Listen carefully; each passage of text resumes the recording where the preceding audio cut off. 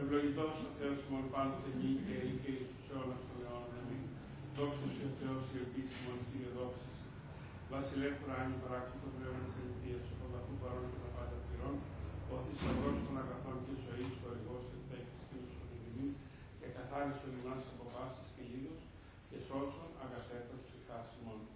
Ευλογητός η Χριστέ ο Θεός ημών, ο πανσόφους τους αλείς αναδείξας, καταπέμψας αυτής το πνεύμα το Αγίο, και δι' αυτόν την οικουμένης αγινέσας, φιλάνθρωπε δόξασι.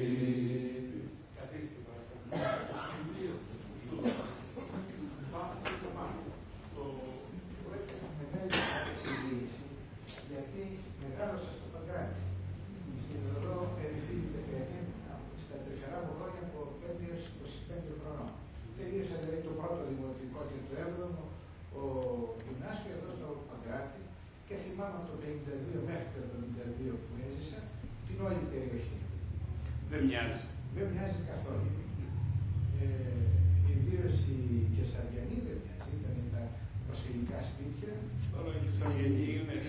Οι δρόμοι γεμάτο λάσπες, αλλά τα σπίτια ήταν πάντοτε ζεστομένα και κυρίως οι γυναίκες της Κεσαριανής ήσαν οι πλήστρες.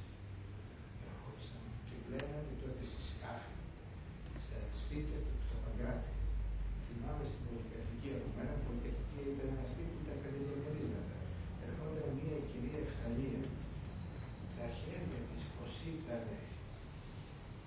Και μου παραπονέθηκαν ότι μία γυναίκα της είχε βάλει σηκώφυλλα στη σκάφη μέσα και είχαν πληγιάσει από τα σηκώφυλλα.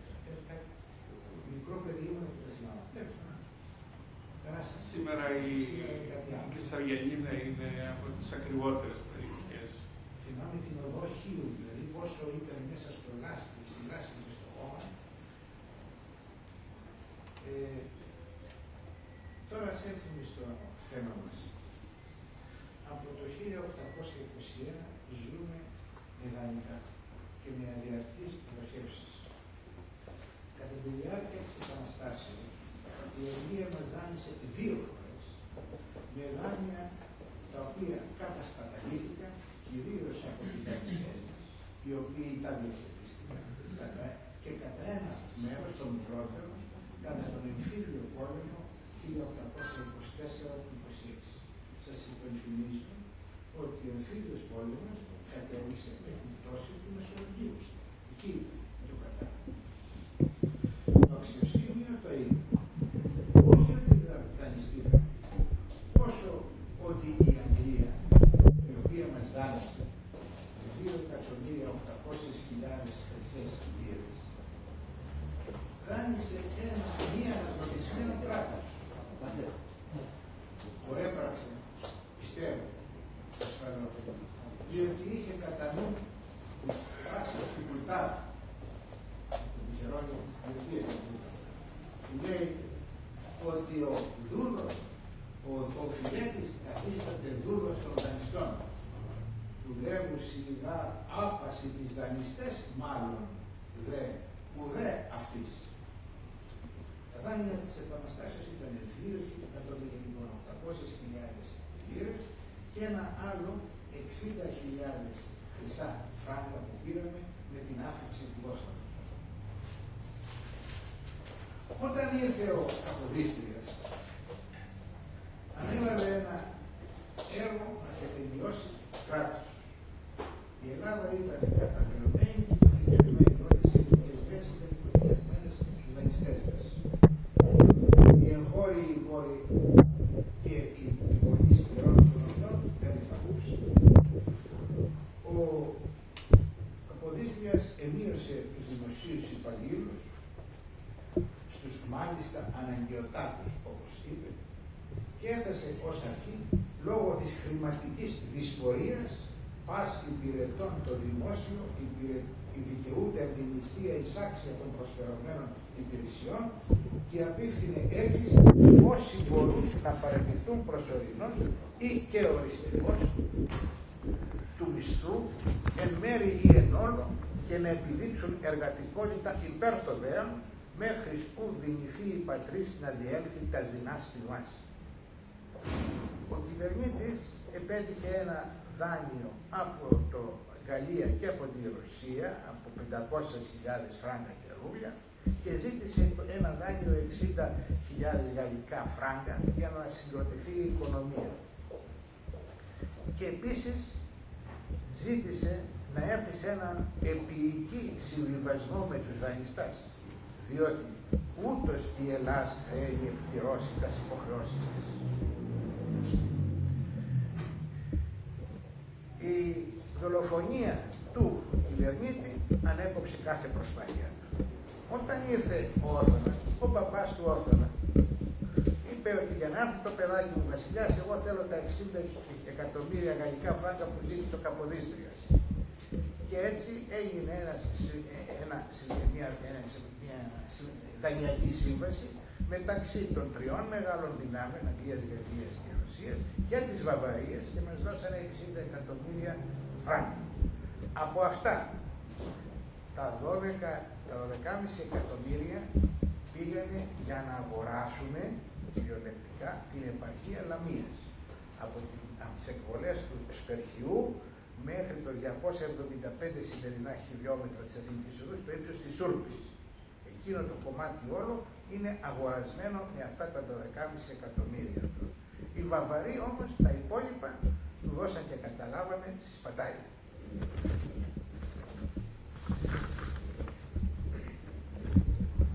Οι δανειστές όμως πρέπει να πάρουν τα λεφτά τους πίσω. Το 1840 σταμάτησε η εξόφληση των δόσεων, που τσάστραβα μέχρι τότε κάτι έδινε ο Όθωνας και άρχισαν να τον πιέζουν ασφυκτικά. Μάλιστα, κατά τον Εϊνάρδο, τον φίλο πολύ του Καποδίστρια και φιλέλληνα ιδρυτή της Εθνικής Τραπέζης,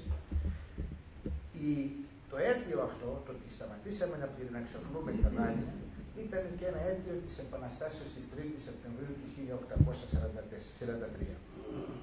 Ο Όθωνας εξοικονόμησε 850.000 από απολύσεις υπαλλήλων και τη μείωση των μισθών, έφερε και 200.000 δραχμές από τη χορηγία του, αλλά οι δυνάμεις, η Τρόικα της εποχής, δεν θεώρησε επαρκές το ποσό. Διασκέφθηκαν στο Λονδίνο και αξίωσαν οικονομίες 3.600 εκατομμύρια δραχμές. Τα έσοδα του κράτους εκείνη την εποχή ανέρχονταν στα 14 εκατομμύρια. Ο Όθων μείωσε ακόμα περισσότερο τους υπαλλήλους και το στρατό στις 5.000 άμεσες. Σταμάτησε τη χορήγηση συντάξεων, μείωσε τις στρατιωτικές δαπάνες κατά τα 60%, επέβαλε προκαταβολή του φόρου εισοδήματος και τις δεκάτες, αύξησε τους δασμούς και το χαρτόσημο, απέλυσε όλους τους πολιτικούς μηχανικούς, τους υπαλλήλους του Εθνικού Τυπογραφείου, τους μισούς καθηγητές του Πανεπιστημίου, κατήργησε τις υγειονομικές υπηρεσίες και όλους τους διπλωμάτες, εκτός από την πρεσβεία του της Κωνσταντινούπολης. Οι διπλωμάτες χρησιμοποιούσαν τότε τους πλούσιους Έλληνες, οι οποίοι το θεωρούσαν κολακευτικό, Ώρα Μαυροκορδάτος, Σίνας, αυτοί οι μεγάλοι ευεργέτες, το θεωρούσαν κολευτικό να είναι πρεσβευτές στην Ξένη.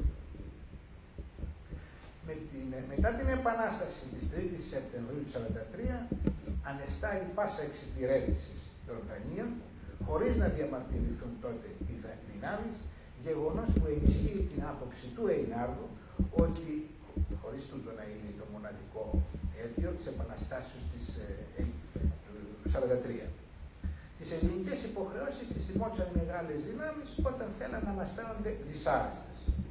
Έτσι, σε μια τέτοια πίεση το 1847, ο Εϊνάρδος κατέβαλε εξιδίων 500.000 χρυσά φράγκα. Τότε ήταν πρωθυπουργός ο Πολέτης. Και όταν σε μια τέτοια πίεση του λέει ο Μαυροκορδάτος να δούμε πώς θα πληρώσουν, θα τη δώσει, του λέει ο Πολέτης, μα ίσα τώρα θα δούμε πώς δεν θα τα πληρώσουν καθόλου. Όθον είναι αλήθεια ότι ήταν της Μπούρτης. Απεχθάνετο τον δανεισμό.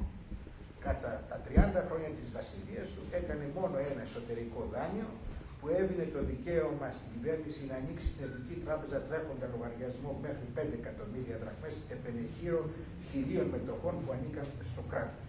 Και αυτό το δικαίωμα έκανε χρήση αυτού του δικαιώματος στην Επανάσταση που τον εξόριξε το 1862. Αυτά ως ένα flashback να πούμε για να χρησιμοποιήσουμε τον νεολογισμό για το τι γινόταν και έγινε μέχρι τότε. Τώρα, από το 1875 μέχρι το 1820 χρόνια κυριαρχεί στο πολιτικό στερέωμα της Ελλάδος η φυσιογνωμία του Χαριλάου Τρικούπη και του αντίπαλου του Θεοδόρου Δηλιάνη. Ο Τρικούπης σχημάτισε κυβέρνηση το 1882 και θέλησε να δημιουργήσει σύγχρονο κράτος αντάξιο των ευρωπαϊκών κρατών με θεσμούς και έργα υποδομής, σιδηροδρομικό δίκτυο, διόρυγα Κορίνθου, αποξήρανση Κοπαΐδος, παραγγελία των 3 θωρηκτών Ύδρας, Πέτσα και Ψαρά, στρατιωτικές προμήθειες, ίδρυσε το νομικό συμβούλιο του κράτους, θέσπισε τον νόμο περί προσόντων των δημοσίων υπαλλήλων κλπ. Η κυβέρνησή του χαρακτηρίστηκε μεγάλη όχι λόγω του μεγάλου έργου και όχι λόγω της μεγάλης διάρκειάς της. Η μικρή διακοπή, 85-86, κυβέρνησε 8 χρόνια. Η συνεχής διακυβέρνηση του τόπου ήταν πρωτοφανής για τα χρονικά. Και ο Γεώργιος Σουρής το 1889 διαρωτάται από το Ρωμιό του, «Ως πότε παλικάρια θα ζούμε νηστικοί και θα είναι σαν μανάρια ή κυβερνητικοί». Η επιβολή φόρων και η σύναψη δανείων από μέρους του Τρικούπης σε αυτά τα χρόνια, από το 82 μέχρι το 89, συνήψε 8 δάνεια εξωτερικά.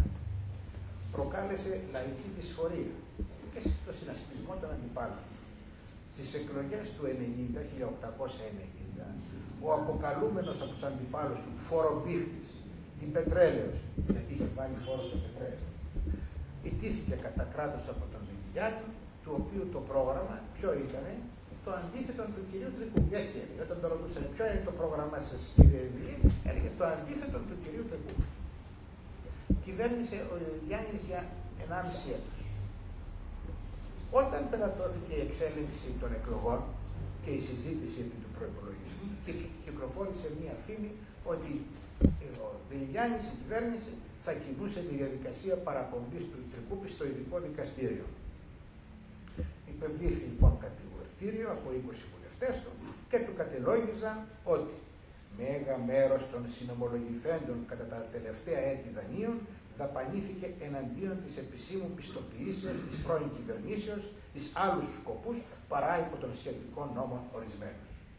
Έτσι λοιπόν του είπανε, τον καταγγείλανε ότι ενοίκιασε ένα σπίτι για να στεγαστεί η φρουρά της Άρτας στην Άρτα, κάπως ακριβότερο από ό,τι το έδινε ένας άλλος, ότι προμηθεύθηκε κατήματα, δηλαδή σόλες, με 0,10 λεπτά ακριβότερη από ό,τι τα έδινε ο άλλος έμπορος, ότι προήγαγε έναν αξιωματικό ο παραξίαν, ότι προήγαγε τον γιο του Καραϊσκάκη, τέτοια πράγματα. Όταν έφτασε το θέμα στη Βουλή, από αυτά που θα σας πω, αγαπητοί πατέρες, ήταν με τους συνειρμούς σας με τα σήμερα. Ο Διγιάννης θυμήθηκε το εθνικό συμφέρον και προέκυψε τη Βουλή να μην απαγγελθεί κατηγορία.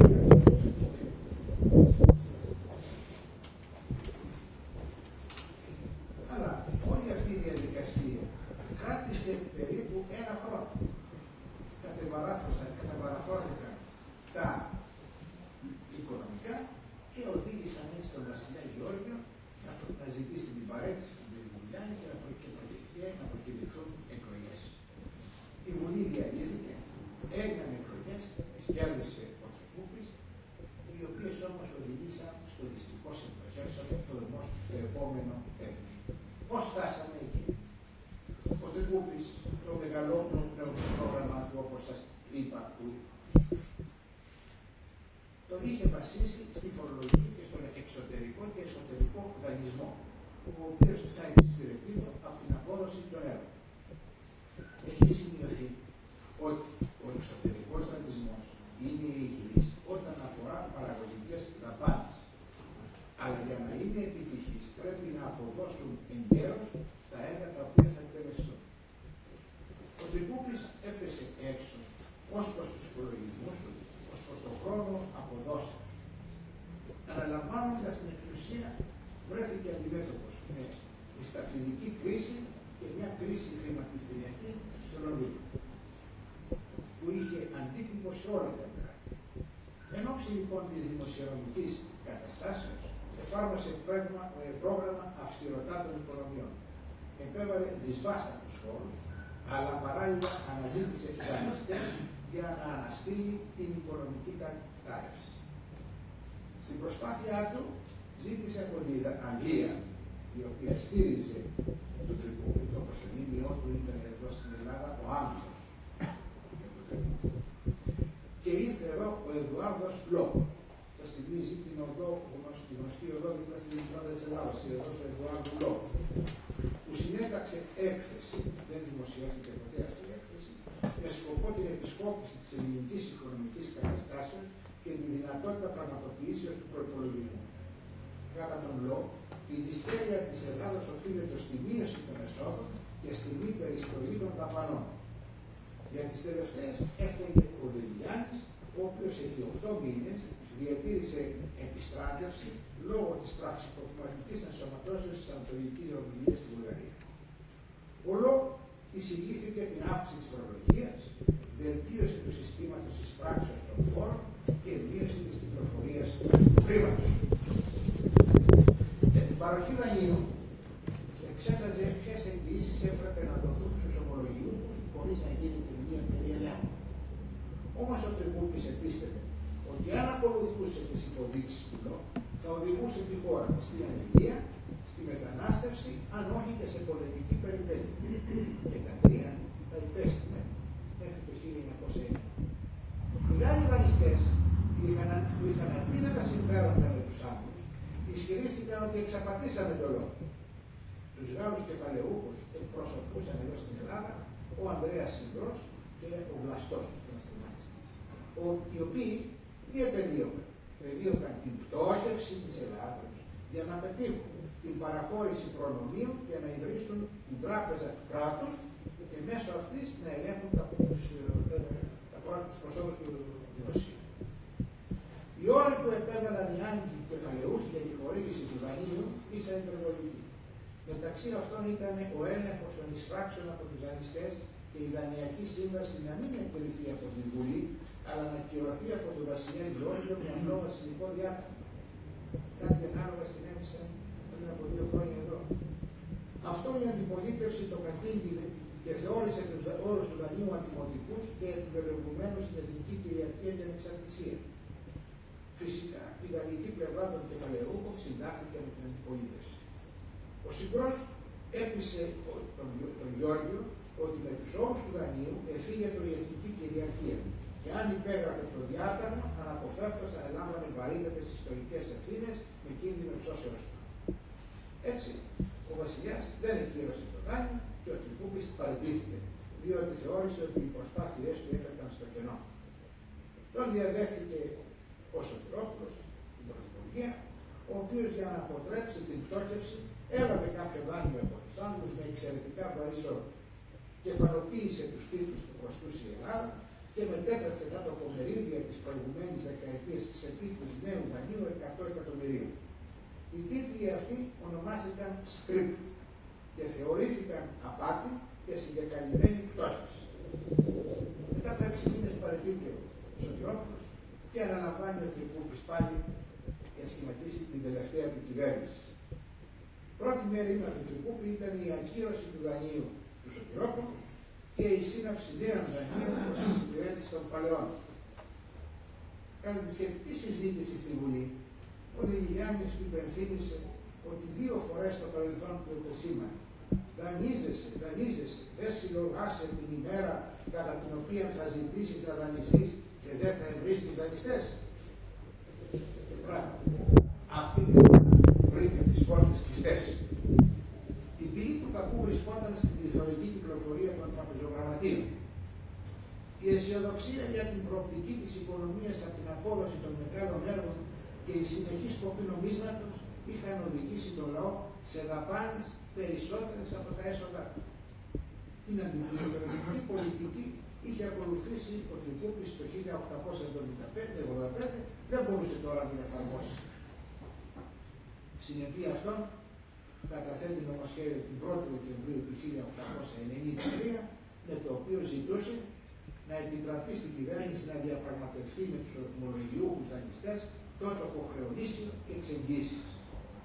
Η αγόρευσή του προανήγγειλε την πτώχευση.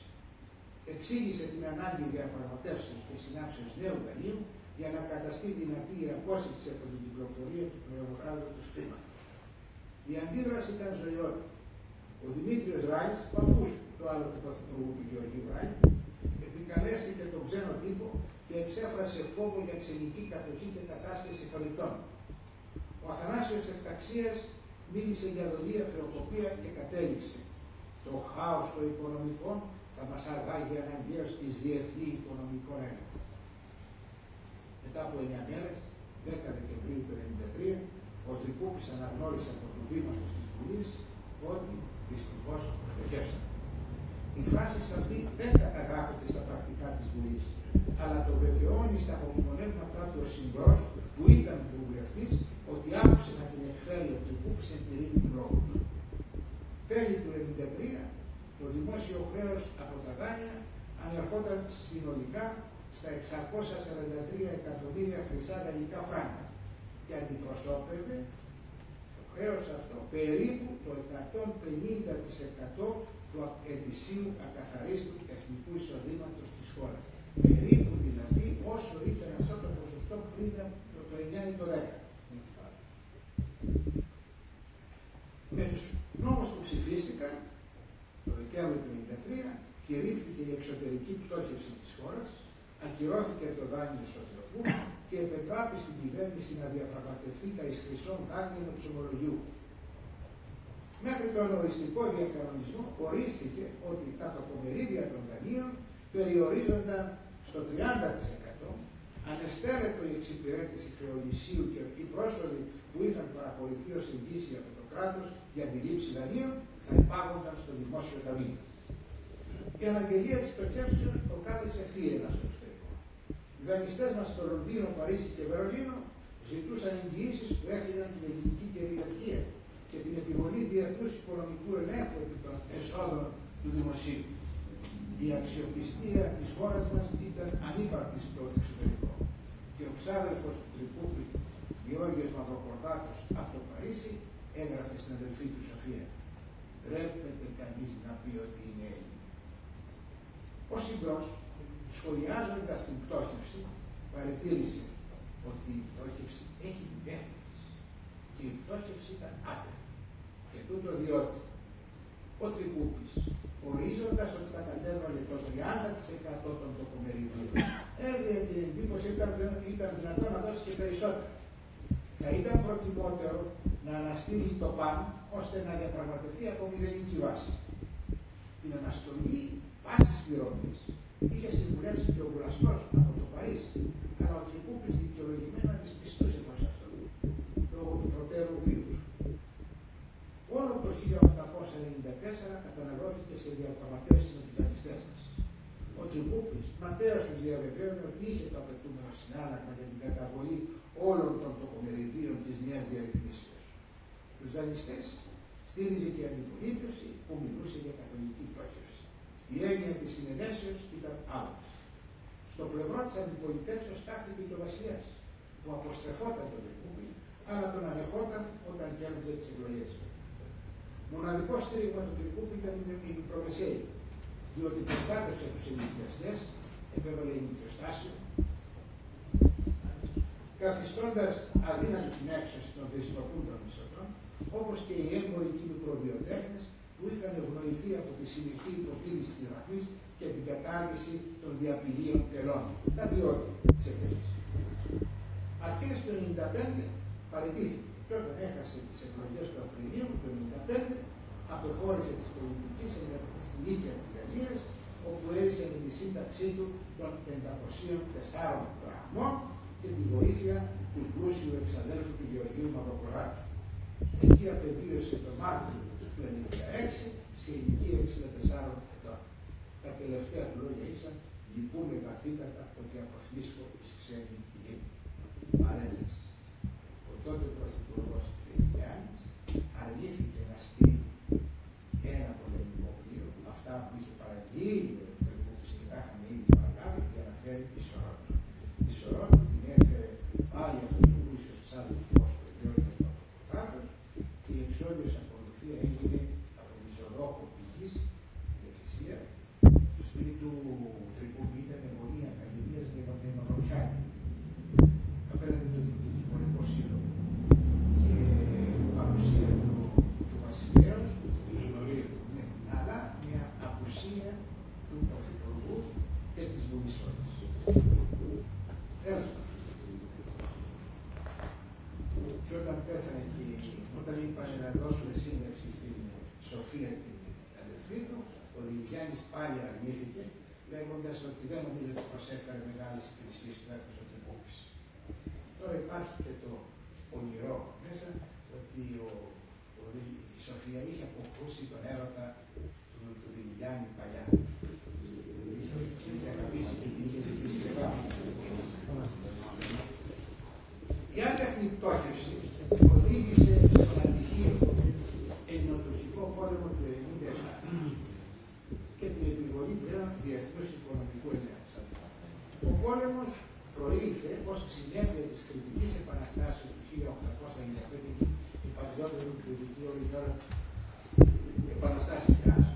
Των τουρκικών σφαγών στις μεγάλες πόλεις της Κρήτης, στα Χανιά και στο Ηράκλειο, του φιλοπόλεμου θέματος που είχε καλλιεργήσει η Εθνική Εταιρεία δια του λαϊκισμού και της δημαγωγίας και της αρνήσεως της Γερμανίας να ιδρυθεί στην Κρήτη αυτόνομο καθεστώς προς το οποίο συμφωνούσαν οι άλλες δυνάμεις.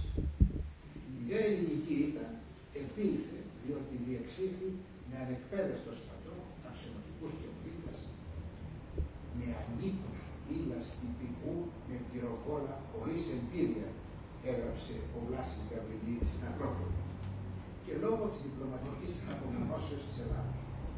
Πίσω από την Τουρκία ήταν η Γερμανία, η οποία είχε εκπαιδεύσει και στελεχώσει το τουρκικό στρατό με Γερμανούς επιτελικούς και είχε ζημιωθεί περισσότερο από κάθε άλλο δανειστή λόγω της πτωχεύσεως. Και τούτο γιατί οι Γερμανοί κεφαλαιούχοι κατήχαν τη μεγαλύτερη ποσότητα των ελληνικών χρεογράφων. Η άποψη αυτή θεμελιώνεται και από το γεγονός ότι μετά την επιβολή του διεθνούς οικονομικού ελέγχου η Γερμανία διαφόρησε για το κριτικό ζήτημα και για τη φιλελληνική του λύση.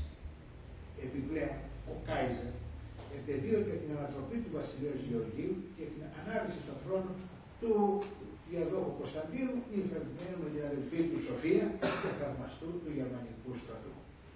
Ενήργησε δε και πολιτικά ο Κάιζερ, διότι ταπεινώνοντας στην Ελλάδα που απειλούσε την ακεραιότητα της Οθωμανικής Αυτοκρατορίας με τη μεγάλη ιδέα, κολλάκε με την Τουρκία, η φιλία της οποίας ήταν απαραίτητη για τη γερμανική πολιτική προσανατολάση. και ειδικότερα προς τα πετρέλαια του Ιράκ. Το πρόγραμμα της Γερμανίας ήταν τότε τα 3 Β. Βερολίνο, Βόσπορος, Βαγδάτη. Με την προκαταρκτική συνθήκη ειρήνης, η Ελλάδα υπέκυψε ως ηττημένη στις θελήσεις των μεγάλων δυνάμεων και των ομολογιούχων. Στο άρθρο 2 της συνθήκης ορίστηκε ότι η πληρωμή της πολεμικής αποζημιώσεως προς την Τουρκία, 95 εκατομμύρια χρυσά φράγκα, θα γινόταν χωρίς να θυγούν τα κεκτημένα δικαιώματα των παλαιών δανειστών της Ελλάδος, κατόχων ομολογιών του ελληνικού δημοσίου χρέους. Προς τούτο, θέλει ιδρυθεί εν Αθήνες Διεθνή Επιτροπή των Δυνάμεων. Η ελληνική κυβέρνηση θέλει επιτύχει ψήφιση νόμου εγκριθέντος προηγουμένως υπό των δυνάμεων, κανονίζοντας τη λειτουργία της Επιτροπής, δυνάμει του οποίου η ίσπραξη και διάθεση προσόδων επαρκών για την υπηρεσία του δανείου και της πολεμικής αποζημιώσεως θα τεθεί υπό τον απόλυτο έλεγχο της Επιτροπής. Σας θυμίζει τίποτα? Η μείωση της εθνικής κυριαρχίας είναι καταφανής. Στην Αθήνα αφήρθη αντιπροσωπεία των μεγάλων δυνάμεων Αγγλίας, Γαλλίας, Γερμανίας, Αυστρίας, Ιταλίας και Ρωσίας για την επιβολή του διεθνούς οικονομικού ελέγχου. Κύριο λόγο είχε πάλι ο Εδουάρδος Λό, ο Γάλλος Ντιμπουά και ο Ιταλός Μπόντιο, διάσημος οικονομολόγος και στατιστικός. Πρόεδρος όμως της Επιτροπής ορίστηκε Έλλην, ο διοικητής της Εθνικής Τραπέζης, καθηγητής του Διεθνούς Δικαίου Στέφανος Στρέι, ο οποίος ανέλαβε επί τούτου και υπουργός οικονομικών στην κυβέρνηση Ζαΐνη. Οι δυσχερείς συζητήσεις με τον Στέφανο Στρέι άρχισαν το Σεπτέμβριο του 1997 και τελειώσανε σε 4 μήνες μέσα, τον Ιανουάριο του 1998. Η πλειοψηφία της Επιτροπής, με επικεφαλής τη Γερμανία, διέχει των δυσμενών.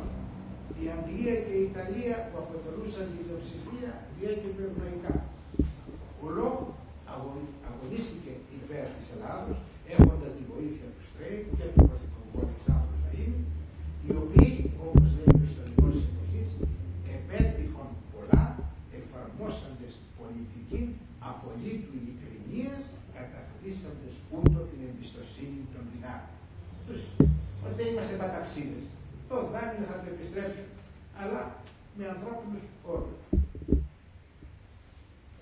Χάρη λοιπόν στις ικανότητες του Στρέι, ο διεθνής οικονομικός έλεγχος μετατράπηκε από έλεγχο του κράτους σε έλεγχο της εταιρείας διαχειρίσεως υπεγγύων προσόδων. Συστήθηκε ένα νομικό πρόσωπο, ξεχωριστό από το κράτος. Και έτσι περιόρισε τις συνέπειες του οικονομικού ελέγχου. Τώρα, δικάζεται ότι η ευμένεια του λόγου οφείλεται και στο ότι ο Ιρλανδικής καταγωγής στρατιωτικός είχε υπηρετήσει προηγουμένως στην εδώ Αγγλική Πρεσβεία πριν 5 χρόνια και είχε νυμφευθεί την εκπάγου καλονής Εκατερίνη Χατζιανέστη, ετεροθαλή αδελφή του εκτελεστέντος του 22 στρατιωτικού. Μικρή ιστορία. Τον Φεβρουάριο λοιπόν ψηφίστηκε ο νόμος που ακύρωσε τη συμφωνία. Ο νόμος, αν και απέβλεπε το συμφέρον των ομολογιούχων, περιείχε διατάξεις ευνοϊκές που βοηθούσαν την οικονομία. Περιόριζαν την αναγκαστική κυκλοφορία, βοηθούσαν την νομισματική σταθερότητα και την εξωτερική αξία της δράχμης. Και με έλεγχο εμπεδώθηκε η ελληνική πίστη ώστε να υπάρχει η δυνατότητα συνάψεως των νέων δανείων αναγκαίων για τα επόμενα χρόνια. Στην Αθήνα εγκαταστάθηκε η Διεθνής Οικονομική Επιτροπή, η Κομισιόν Φινανσιέρα Ιντερνασιονάλ, όπως ονομάστηκε ο Διεθνής Οικονομικός Έλεγχος, επιπεδικότερο, γιατί ο πρώτος όρος μύριζε δουλεία. Με ένα αντιπρόσωπο κάθε μεγάλη δύναμη που ήλεγχε την ίσπραξη και διάθεση των εσόδων για την πληρωμή των χρεών και γενικότερα για τη συμμόρφωση με τις υποχρεώσεις μας. Η ΔΟΕ ήλεγχε τα έσοδα του δημοσίου από τα είδη μονοπωλίου. Άλλες, πετρέλαιο, σπίρτο, νιόχαρτα, σιγαρόφαρτα, σλίδινα, ανάξου. Τα δικαιώματα είναι του καπνού, τα τέλη χαρτοσύμου, το φόρο καταναλώσεως υλοπνεύματος και τους εισαγωγικούς δασμούς του τελωνίου Πειραιώς, που όλα αυτά τα συμπεριλαμβάνονται σε 39 εκατομμύρια δραχμές. Εάν ήταν λιγότερο από 39 εκατομμύρια, τότε προσθέταμε και τους αγωνικούς δεσμούς από τα Τελωνία, Λαύριο, Πάτρα, Βόλο και Κέρκυρα. Μετά το 1912 προσθέθηκαν και οι εισαγωγικοί δεσμοί από όλα τα Τελωνία της χώρας.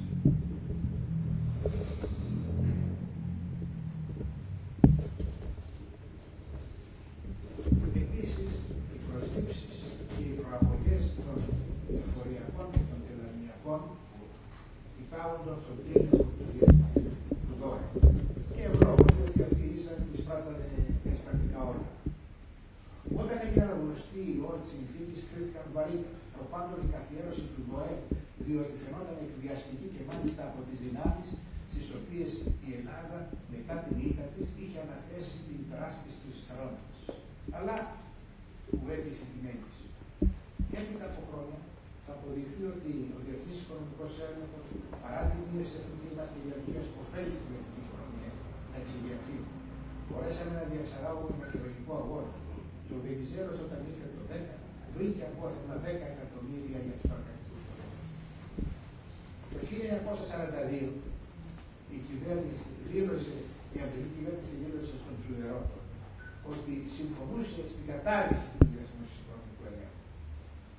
Όταν έγινε πρωθυπουργός ο Παπανδρέου το 1944, απέρριψε την άφηξη στην Ελλάδα του τελευταίου προπολεμικού αντιπροσώπου του ΔΟΕ.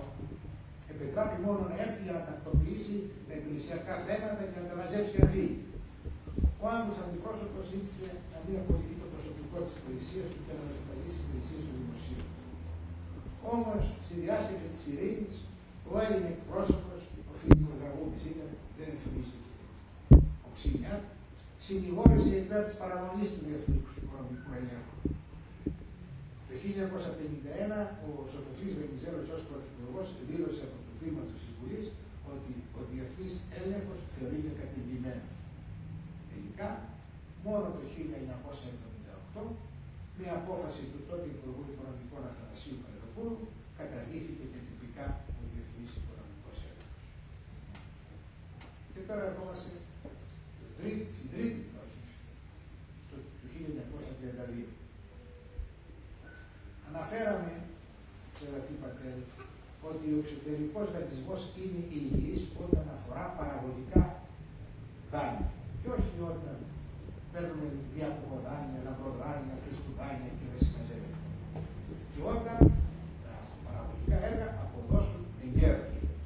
Διότι τότε μόνο επιτυχάνεται αυτάρκεια και εξοικονομείται συνάλλαγμα για τις εισαγωγές που αυξάνονται λόγω της οικονομικής αναπτύξεως της χώρας. Όταν ο Βενιζέλος ανέλαβε την πρωθυπουργία το 1928, η οικονομική κατάσταση είπε ο ίδιος ότι ήταν καλή. Αν και πριν από ένα έτος, η Δημοσιονομική Επιτροπή της Κοινωνίας των Εθνών, η Κοινωνία των Εθνών είναι προκάτοχος του ΙΕ, σε υπόμνημά της τόνιζε ότι στην Ελλάδα επικρατεί βαρύ χρέος του κράτους. Είχαμε προσφυγικά δάνεια, είχαμε πολεμικά δάνεια, τα οποία μας είχαν δώσει πάλι οι Άγγλοι για στον πρώτο παγκόσμιο πόλεμο. Αλλά ο Βενιζέλος συνέχισε το έργο, το επενδυτικό έργο των προκατόχων, ιδίως του Πάγκαλου και του Μιχαλακόπουλου. Δανειοδοτήθηκε για την εκτέλεση μεγαλόπλων έργων, αποστραγγιστικά έργα στη Μακεδονία, η λίμνη των Γιαννιτσών, η ευθέτηση του Αξιού, τα τενάγια εκεί Δράμας και Καβάλας, η ευθέτηση του UNESCO και η προσφυγική αποκατάσταση. Και η κρατική κοινωνική οδοποιία επίσης. Από τις εμφανίσεις του στην πολιτική, ο Βενιζέλος είχε σαν σκοπό, όπως είχε πει το 1915, να δημιουργήσουμε μια μεγάλη Ελλάδα ισχυρά και πλουσίων, ικανή να προστατεύει τον Έλληνα πολίτη οπουδήποτε της γης βρισκόμενον, δυνάμεων υπερηφάνως να λέγει είμαι Έλληνα. Μπορούμε να το πούμε σήμερα αυτό.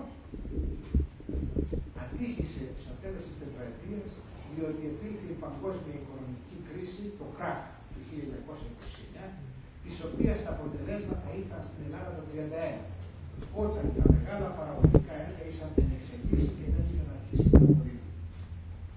Μέχρι τότε, μέχρι το 1931, η χώρα μας διαπίστωνε ότι η οικονομική καχεξία ή της εγένετο αισθητή και Ελλάδα δεν επηρέασε την ισχυρά θέση της εκδοτικής τραπέζης Ελλάδος. Η Ελλάδα είχε επιτύχει, χάρη στις ικανότητες του μέχρι το 28 Υπουργού Οικονομικών Γεωργίου Καφαντάρη, είχε επιτύχει μια νομισματική σταθερότητα. Συνδεδεμένη από το 1927 με το χρυσού κανόνα, την χρυσή λίρα δηλαδή, και με ισοτιμία 1 λίρα 375 δραχμές και την οικονομία να εξαρτάται από την αγγλική χρηματαγορά, η διεθνής χρηματαγορά ήταν πρόθυμη να μας δανείσει και τα χρηματόγραφά μας στα ξένα χρηματιστήρια είχαν υψωτική τάση. Το δημόσιο χρέος την τετραετία 28-31 είχε μειωθεί κατά 11%. Και όλοι ήλπιζαν ότι η χώρα μας έβγαινε από το τούνελ της διεθνούς κρίσεως με ελάχιστες απώλειες. Όμως, το Σεπτέμβριο του 1931 η Αγγλία εγκαταλείπει το χρυσού κανόνα και η είδηση πέφτει ως κεραυνός στην Ελλάδα. Το πρώτο μέτρο που ελήφθη ήταν η σύνδεσή μας με το δολάριο. $1.77. Μέρος του καλύματος της τραπέζης Ελλάδος μετατρέπεται σε δολάριο με αποτέλεσμα, και όχι όλο, με αποτέλεσμα να ζημιωθεί 400.000 χρυσές λίρες λόγω διατηρήσεως συναλλάγματος επί Λονδίνου, γεγονός που οδήγησε σε παρέτηση του διοικητή της Αλέξανδρου Διομήδη και τη διαδοχή του από τον Εμμανουήλ Τσουδερό. Ο Βενιζέλος αισιοδοξούσε ότι θα ξεπερνούσε την νομισματική κρίση, διότι ο προϋπολογισμός ήταν ισοσκελισμένος. Ίσα έξοδα, ίσα έσοδα. Όμως η κρίση δημιούργησε ρεύμα δυστυχίας προς τη δραχμή και όσοι μπορούσαν επεδίωξαν να μετατρέψουν τα κεφάλαιά τους σε χρυσό ή σε ξένο συνάλλαγμα. Κάτι ανάλογο συνέβη και εδώ. Το κάλυμα σε χρυσό της τραπέζης Ελλάδος κατήλθε στο 41% με κατώτερο όριο ασφαλείας στο 40%. Εκλογήθη δεν και αναγκαστική κυκλοφορία της δραχμής. Τα έσοδα του κράτους το 32 μειώθηκαν κατακόρυφα, διότι μειώθηκαν οι εξαγωγές μας στα γεωργικά προϊόντα και το μετάλλευμα. Αυτά είναι. Το εξωτερικό χρέος αντιστοιχούσε στο 150% του ΑΕΠ, όπως και επιθυμούμε. Η κερδοσκοπία εις βάρος της δραχμής αυξήθηκε και ο ανταγωνισμός μεταξύ τραπέζης Ελλάδος και Εθνικής Τραπέζης πήρε διαστάσεις πηγαίνοντες. Η κερδοσκοπία οφείλεται στο ότι η κυβέρνηση καθυστέρησε να λάβει μέτρα, τα οποία τα έλαβε 8 μήνες μετά την αγγλική υποτίμηση. Και τούτο διότι η κυβέρνηση, δεσμευμένη με το πρωτόκολλο της Γενέβης του 1927 που μας είχε επιβάλει νομισματική σταθερότητα και τη σύνδεσή μας με τον χρυσού κανόνα, πίστευε ότι η εγκατάλειψη και η επιστροφή στην αναγκαστική κυκλοφορία και της νομισματικής αστάθειας ήταν καταστροφική για τη χώρα. Γι' αυτό θέλησε να διαφυλάξει πάσα θυσία ο Βενιζέλος την νομισματική σταθερότητα. Την άνοιξη του 1932 ο Βενιζέλος δήλωσε πως η έλλειψη ξένου συναλλάγματος καθιστούσε αδύνατη τη συνέχιση πληρωμών του δημοσίου χρέους και ότι θα πλήρωνε περιορισμένα ποσά για τόκους. Προσέφυγε δε και στην Δημοσιονομική Επιτροπή της Κοινωνίας των Εθνών. Ζήτησε 5ετή αναστολή των χρεολογικών πληρωμών και δάνειο $50 εκατομμυρίων σε 4 δόσεις για να ολοκληρώσει τα δημόσια έργα ώστε να κινηθεί η οικονομία. Ο υποδιοικητής Τραπέζης Ελλάδος της Τραπέζης Αγγλίας, που ήρθε εξουσιοδοτημένος από την Κοινωνία των Εθνών, χαρακτήρισε το συνδυασμό ολοτελώς αδύνατο.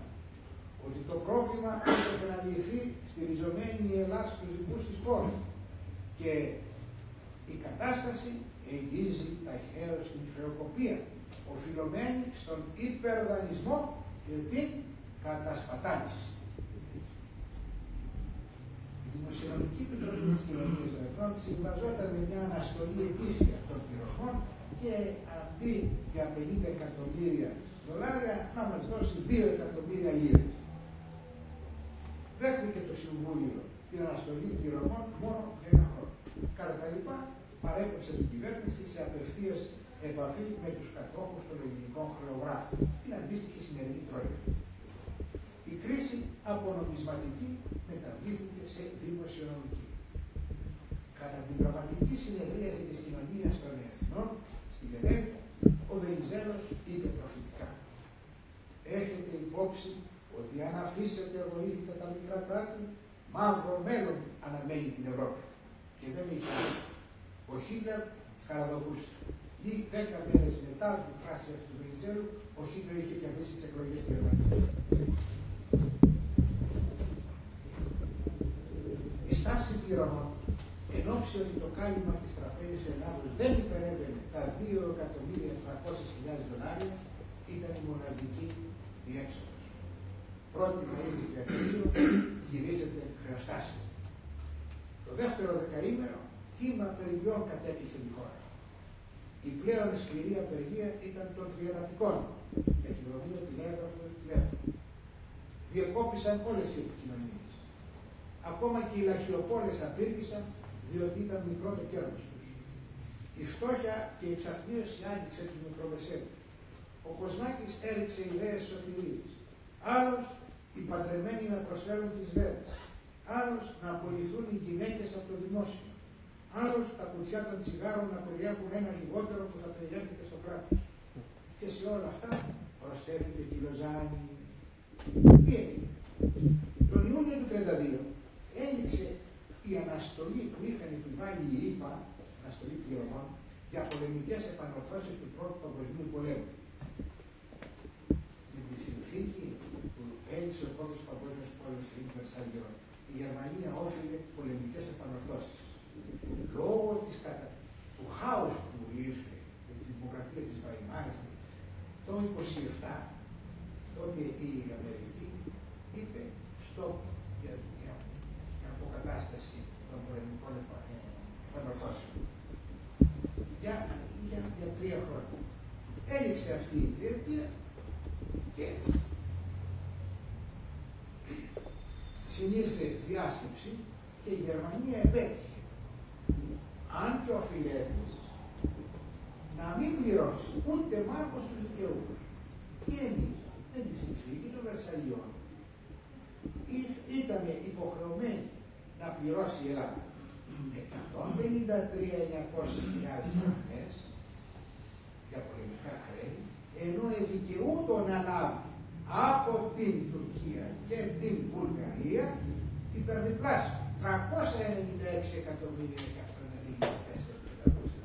τα οποία ουδέποτε σε πράξη. Με υπουργό ο Βενιζέλος βάζει υπουργό των οικονομικών τον Κυριάκο Βαρβαρέσου.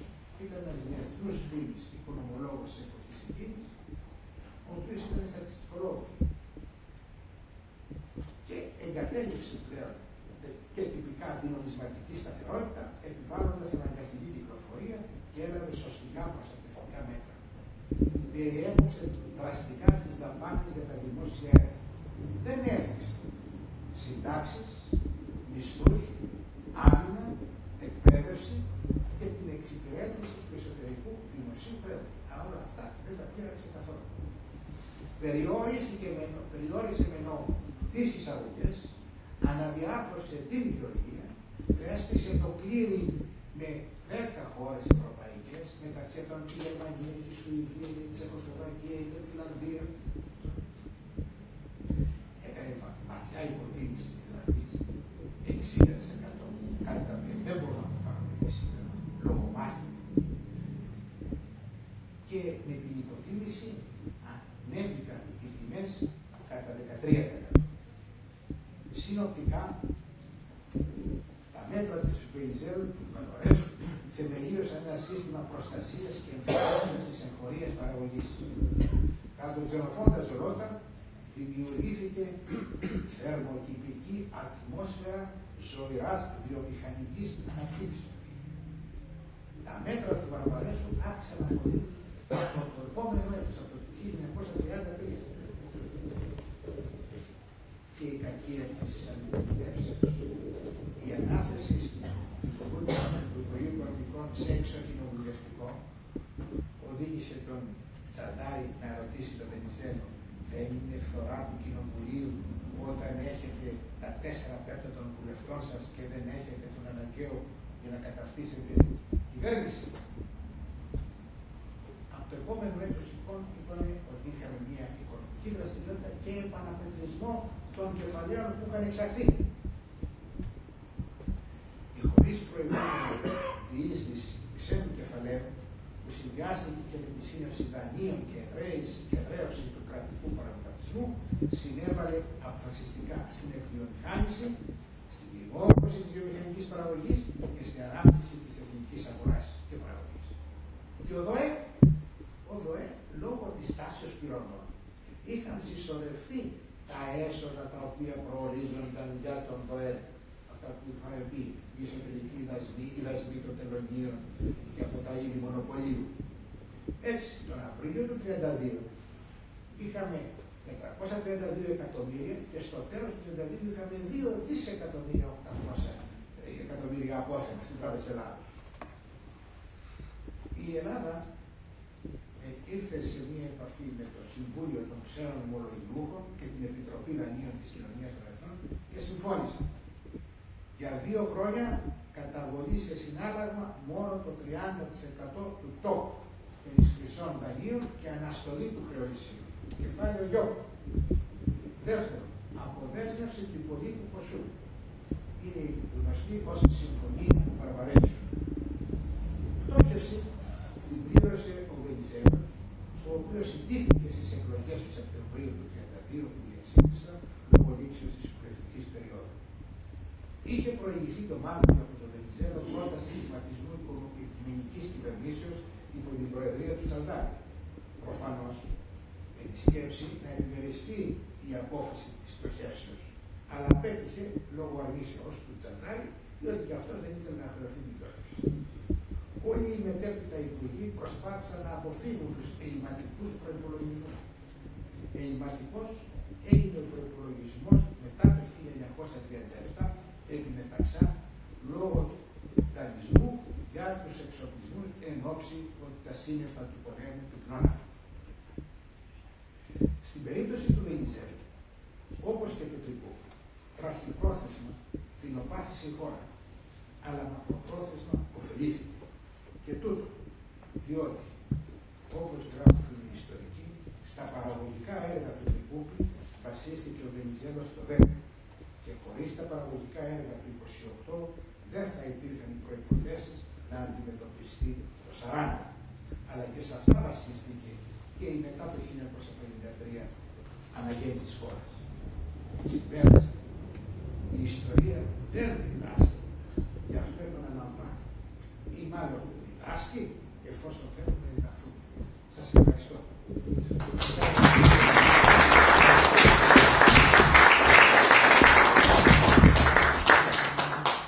Τώρα το παράπονο μου είναι σημαντικό.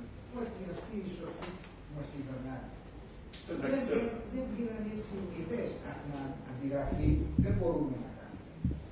Είμαστε μέσα στην Ευρωπαϊκή Ένωση, έχουμε την ΟΝΕ, έχουμε τον ΠΑΘ, δεν μπορούμε να κάνουμε δημοσιονομική και νομισματική πολιτική μόνοι μας. Να κάνουμε δηλαδή υποτίμηση δραστική της κίνητρα. Αλλά ιδέες να πάρουμε. Είναι δημοσιονομιστό. Και μάλιστα υπάρχει και οι δανειστές μας του Λονδίνου. Γιατί μεταξά ζητούσαν αύξηση του τόκου, του ποσοστού του τόκου. Και από το 30 που ξεκίνησε, δηλαδή το 27 ξεκίνησε, είχε φτάσει το 45%. Όταν επί μεταξά τον ειδοποιεί ο πρόεδρος μας, ο πρέσβευτής μας στο Λονδίνο, Σιμόπουλος, ότι οι δανειστές θέλουν 55% και όχι 45%. Υπάρχει μια επιστολή του μεταξά δημοσιευμένη που λέει να αρκεστούν σε αυτά που τους δίνω, με αυτό το ύφος. Γιατί έτσι και έρθουν οι άλλοι, εννοούσε τους κοινοβουλευτικούς, δεν θα πάρουν δραχμή. Και μάλιστα τον είχαν επηρεάσει το μεταξά και πήγαμε στο Διεθνές Δικαστήριο στη Χάγη, το οποίο μας δικαίωσε. Διότι τότε προκαλέστη ότι πρέπει να ζήσει ο λαός και να ετοιμάσει τώρα, γιατί ο Χίτλερ